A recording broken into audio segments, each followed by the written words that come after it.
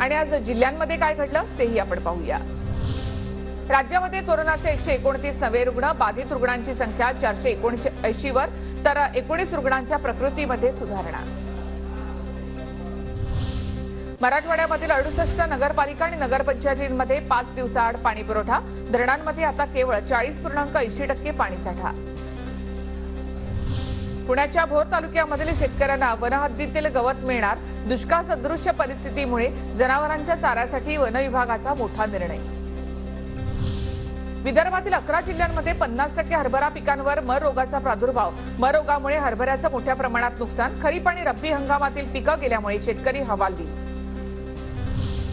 समृद्धी महामार्गावरील भारवीर ते इगतपुरी टप्पा पुढील महिन्यामध्ये पूर्ण होईल, 21 किलोमीटरचा टप्पा वाहतुकीसाठी खुला होण्याची शक्यता।